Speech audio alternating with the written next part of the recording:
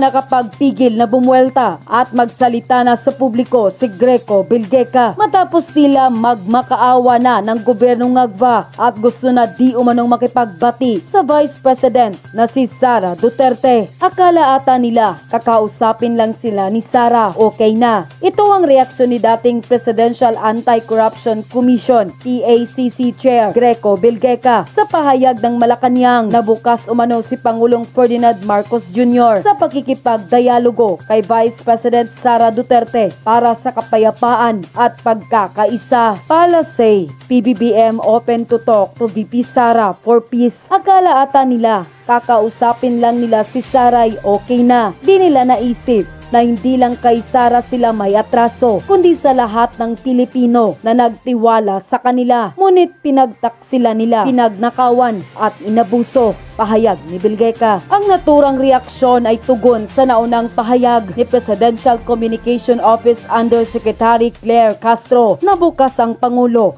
sa anumang diskusyon kabilang ang pakikipag-usap kay VP Sara alang-alang sa unity. Sa lahat po, open ang Pangulo sa anumang diskusyon para po for unity's sake, ani Castro sa media briefing. Ngunit ayon kay Bilgeca, hindi raw maisusulong ang tunay na kapayapaan kung hindi kikilalanin ng pamahalaan ang mas malalim na pananagutan nito sa sambayan ng Pilipino na aniya ay nakaramdam ng pagtataksil at pang-aabuso.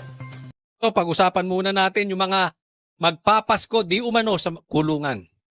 Naglabas na ng arrest warrant ang ICC laban kay Senator Bato de la Rosa ayon kay Attorney Harry Roque. Nanindigan naman ang kampo ng senador na hindi siya pwedeng ipaaresto. Nasa frontline ng balitang yan, si Ian Suyo. Mag-iisang buwan nang hindi nakikita ng publiko si Senator Bato de la Rosa. Kasunod yan ng bali-balitang may arrest warrant ang International Criminal Court laban sa kanya kaugnay ng war on drugs. Sa Facebook post ng kaalyado ni de la Rosa na si Attorney Harry Roque, sinabi niyang inilabas na nga ang arrest warrant laban kay Bato na siyang nanguna sa drug war ng Administrasyong Duterte noon bilang PNP chief. Ay, Harry Roque! Sana naman hindi fake news yan, ha? Baka naman fake news yan. Hindi. Ako yung naniniguro lang kasi pero na daw warrant of arrest. Ang nagsabi nito si Boying. No? Alam naman natin si Boying, medyo duda ako talaga doon. Pero iba ata ang source nito si Harry Roque. At sabi niya, reliable yung kanyang nagsabi rin sa kanya na meron na nga talagang warrant of arrest kay Bato. Well, anyway, sinasabi ko lang sa inyo, hindi ko po alam kung fake news yan or totoo. But anyway, i-discuss natin, ha? Pinayuhan pa ni Roque si de la Rosa na huwag magpapakidnap. Kahit mismong abogado ni Senator Bato, mukhang naniniwalang may arrest warrant na laban sa Ay, si Atty. Torian, no, sinasabi meron ngang warrant of arrest na. Pogi nung katabi ni... Hindi, kaibigan natin yan, taga-SME na yan. Basta taga-SME na, pogi talaga. may pinagmanahan. Oh, pero si Atty. Torion, sinasabi na meron nga warrant of arrest. Ito, nakakasama ng loob dito. Ang dami na nating problema sa Pilipinas, di ba? So, hindi umuusad. Walang nangyayari. Dito sa mga flood control investigation, dito sa ghost projects, pero tila ang mga makukulong ay puro DDS. Kesyo ito ay patungkol sa prime water, kesyo ito ay patungkol sa donasyon sa kumpanya, kesyo ito ay patungkol sa pogo, kung ano-ano pa man.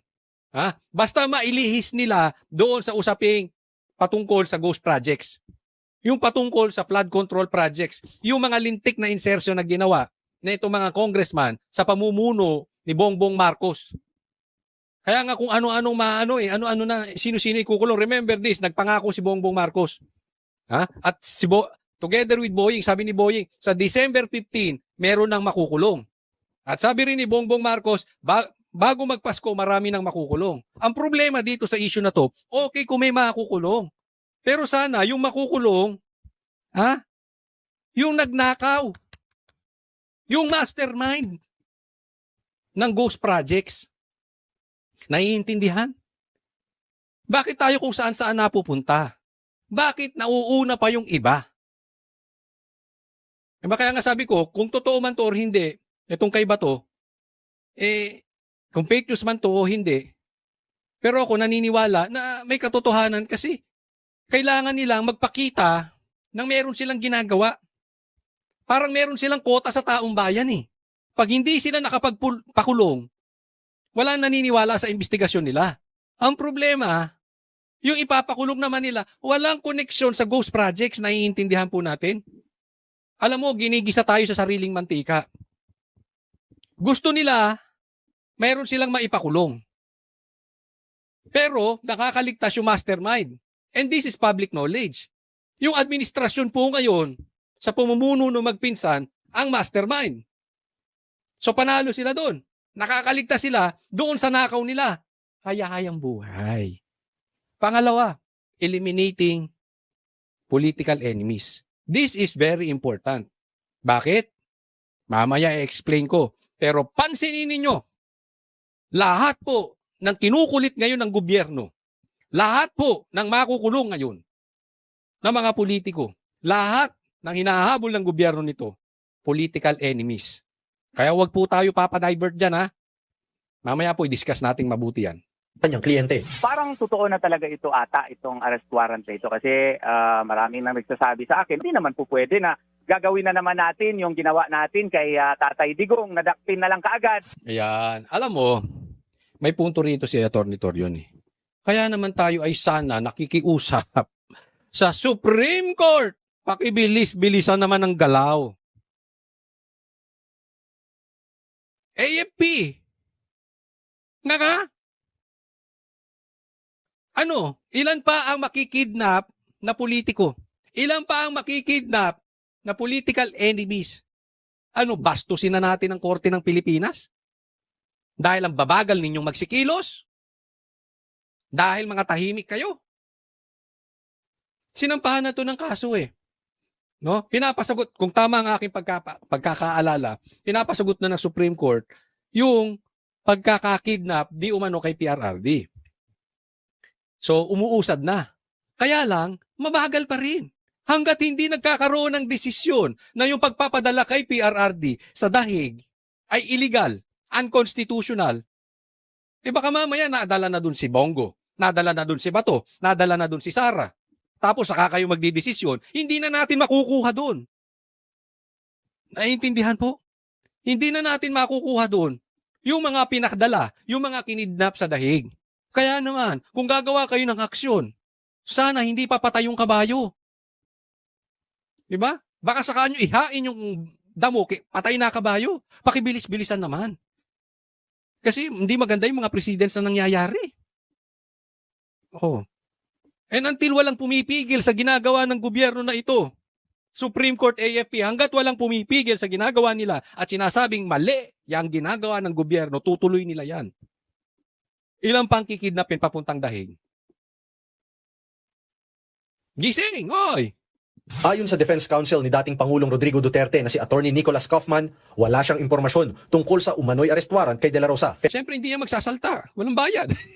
hindi. Seriously, hindi naman niyang kliyente si Bato. Diba? So, hindi mo naman muna magsalta yan. Focus siya kay PRRD. Pero muling nanindigan si Ombudsman Boying Remulla na totoo ang arrest warrant. Iginiit niyang hawak niya ang unofficial copy nito. Tingnan nyo, you just observe. Okay? Yung sinasabi ko sa inyo. Ha? Mamaya, didiscuss natin mabuti. Remulla Brothers, hawak na ang Pilipinas. Sila na nagpapatakbo. Tingnan nyo. Kaninong idea yan? Sabi naman noon ng ICC, kung wala sa official communication channels ang ulat, hindi ito kumpirmado. Sabi din ni Remulla, huling nakita ang senador sa Pampanga. Pero ang kampo mismo ni De La Rosa, wala raw ideya sa kinaroroonan niya ngayon. Hindi rin daw Alam ko kung nasan si Senator Bato. Nandito. Kunin nyo. Galibol to mga... baka maniwala na naman kayo. Tapos gamitin nyo sa aking kaso. Itinatago ko ni hindi ko nga naaaninag ang ano niyan. Ang buhok niyan. Ay, nako. kausap ni Atty. Torion ang kanyang kliyente. Tanging asawa lang daw nito ang kausap niya. Sa ngayon nakabinbin pa sa Korte Suprema ang petisyon ni na dating Pangulong Duterte at De La Rosa na kumukwestiyon sa pakikipagtulungan ng gobyerno sa ICC. Yan ang sinasabi natin, kine-question yung authority ng ICC, nakabinbin pa. Hanggang kailan kaya ibibinbin ng Supreme Court to? Katulad ngayon, pag naging sinabi ng Korte Suprema, illegal yung pagkakabitbit kay PRRD ron, makukuha pa ba natin si PRRD? Wala na. Diba? Pero okay pa rin yun. At least, hindi na pwedeng gawin sa mga susunod. No? Ang pinupunto ko lang dito, bilis-bilisan. Baka wala nang kwenta yung desisyon yung Supreme Court bago lumabas. Nako kayo. Pero ayon sa ICC accredited lawyer na si Gilbert Andres, pwedeng isuko ng Pilipinas ang isang akusado sa International Court. Base raw yan sa International Humanitarian Act. Nakasaad dyan na maaaring i-transfer ang isang akusado sa alinmang korte o international tribunal para sa grave crimes. Kasi ang ini-implement po, ang sinusunod po ay yung batas natin mismo, no? Yung Republic Act 9851 or the IHL Act. At ang mahalaga dito, ito po pinasa ng Kongreso noong December 2009 kung saan hindi pa po tayo parte ng ICC Rome Statute. Nagbabalita mula Yan ang sinasabi mo. Pero, yes, pwede isuko. Pero dapat padadaan sa korte ng Pilipinas. Hindi yung pwede ka lang basta tangayin ka, pumunta dyan sa bahay mo si Torre, tapos may dalang warrant of arrest ng ICI, dadaling ka na ron. Dapat paharapin. Dapat alam mo yun, may due process. Paharapin sa korte. Yan po yung pinupunto ng mga abogado rito. Hindi ka pwedeng dalhin doon basta-basta. Dapat pwede mo munang i-defend yung sarili mo sa harap ng korte. Oh, ngayon kung na-desisyonan, dapat dalhin, di dalhin. Pero ang hindi ko maintindihan dito, meron tayong hustisya, meron nga tayong ombudsman eh. Gago ba kayo? Meron nga tayong korte gumagana. So are you telling us, hindi gumagana ang hustisya sa Pilipinas? Eh tanggalin nyo na Supreme Court, tanggalin nyo na rin ombudsman. Anong purpose ng mga yan? Dali na lang natin sa international court, yung sinasabi nyo, international court, di ba? Yan ang hindi tayo magkakasundo eh. Kasi kayo, you just want to eliminate political enemies. Kahit na masagasaan na yung ating soberanya. Obvious naman eh. O ito, next topic po tayo, pag-usapan natin, nakatugtong ito. Kaya nga naman ngayon, ito tingnan natin mabuti ha. Ang umuugong na ipakukulong bago mag-December 15, si Bato, si Chis Escudero, si Villanueva, si Jinggoy, tsaka to si Revilla. Tapos, magtataka kayo, si Martin, na talaga namang napakadaming ebidensya, hindi makakasuhan. Etong si Batman na si Recto, i-discuss natin niya maya-maya lang, dapat kinakasuhan din. Pero wala din kaso. Kaya nga may nakapagsabi sa akin, ito from a reliable person. Okay. Natanong ko kasi, medyo malalapit sa mga politiko itong natanong ko. At saka to hindi to bias ha. So kayo na lang humusga kung tama ang pagkakasabi sa akin. Siyempre, tanong ako, sabi ko, anong nangyayari kay Bongbong Marcos? Bakit parang mali-mali ang desisyon niya? Parang, nag-iisip pa ba siya? Alam mo sabi niya, Coach Oli, hindi si Bongbong nagpapatakbo ng bansa natin. Ang nagpapatakbo ng bansa natin ngayon, Remulla Brothers. Pansinin mo. Diba?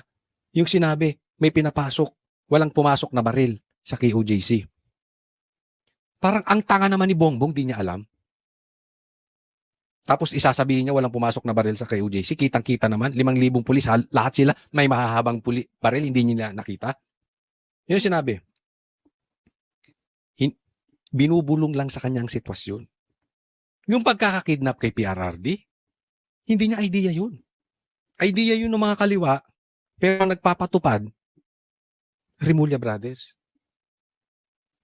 At di umano, ang gumagalaw naman sa financing, si Martin. So pag tiningnan mo talaga, ito ay talagang may katotohanan. Isipin niyong mabuti. Ha? Bakit natanggal si Torre? Sinong may gawa? Di ba meron silang hindi pagkakasunduan ni John Vic? Ang laki ng nagawa ni Torre, halos isuko niya na yung kaluluwa niya sa demonyo. Ginawa siyang PNP chief, saglit lang. Bakit? Iringan sila ni John Vic. Hindi nila matatanggi yun. Bukod sa tinawag silang adik, bukod sa tinawag na pangit lahat ng adik na na-offend si Lisa at si Bongbong, pero ang talagang ano niyan, critical niyan, hindi magkasundo si Torre at si John Vic. So ang may hawak ngayon, ang kumokontrol ngayon. And possibly, ito sa kwento sa akin, hindi ko alam, ha? Sabi ko, asan si Lisa? O yun. Si Lisa, si Tambi, Pero ang talagang gumagalaw, Remulla Brothers. Kaya nga naman ito, basahin natin. Sabi, Ombudsman eyes malversation plunder cases versus Bong Revilla. Kayo ba'y naniniwala pa dito? Kasi meron nang naging problema dati si Bong Revilla, di ba? Nagka-problema na. Tama o tama-tama? Kung totoo man yun or hindi, hindi natin alam. Pero for discussion purposes, kahit totoo yun, uulitin pa ba niya ngayon? Malabo eh. Pero pansinin nyo nga, ito'y malinaw pa sa sikat ng araw. Ang mga ginigipit ngayon. Tingnan mo mga senador, bakit? Duterte Black. Bakit? Pag kinasuhan ng impeachment si Sara, di ba nablangko ng Senado? Nung nablangko ng Senado, nahinto ang impeachment. Pero kung wala na to si Bato, wala si Cheese, wala si Jinggoy, wala na rin si Villanueva, makakalusot yung impeachment. In short, political rival. Eliminating yung kalaban. Tatandaan nyo to. This is public knowledge. Ang dami na pong nagsasabi nito. Si Bongbong Marcos walang planong bumaba sa 2028. Kung bumaba man niya, napilitan, ang ilalagay niyan, yung kakampi niya para hindi siya makakasuhan. Pero ang unang gagawin niyan is to eliminate ng kalaban para hindi makasuhan. At hindi siya bababa. Abangan ninyo itong sinasabi ko. Trinay na nila to once. Diba? Nagkaroon ng People's Initiative. Gagawin nila ulit to ngayon. Ngayon, yung tungkol dito kay Bong Revilla, ito ay political rival sa Cavite ng Remulla. Kaya dinidiin. And at the same time, may go signal sa ibabaw. Alam nyo kung bakit? 3 anak nito. 3 anak. Congressman. Hindi pumirma sa impeachment ni BP Sara. So easy target siya. In short, namarkahan tong si Bong Revilla na DDS. Maglalabas kami, ha? Tingnan ninyo. Ng mga patterns ng kakasuhan kung sino-sino. Lahat po yun connected sa Duterte. Wala namang connection to sa ghost projects. Oh. Walang connection sa ghost projects yan. Yung mga kinakaso kila Cheese, walang connection. Easy target kasi to si Bong. Gaya ng sinabi ko, kasi nga dating may kaso. But all the more, hindi niya nagagawin kasi kung totoo man yun or hindi, ayaw na niya ng gulo. Iiwas na siya. Kaya malabo itong sinasabi nitong mga Remulla Brothers. At the same time, easy target din to dahil artista. Kaya nga sabi ko, tinarget si Cheese tsaka ito eh. Bakit? Si Cheese kasi sikat din yung asawa, si Hart. Ito naman, sikat din na artista. Pag tiningnan po natin ang nangyayari,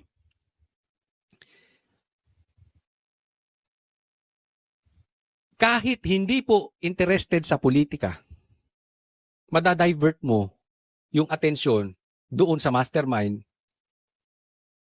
pag ang pinag-uusapan artista. Kasi maraming magiging involved eh. Yung walang kamalay-malay sa politika na tao, hindi interesado sa politika, masasama mo. So pag naririnig mo, ay nakulong si Cheese, ay nakulong si Bong Revilla. Artista eh. Papatulan ng iba. Mapapasama imahe, na-divert na tayo. Di ba? Kaya gumagalaw ang Congress. Naaalala nyo, Duterte Youth Party List, 3 boto rin. Natanggal. Ang balita natin dito. Ito, balita.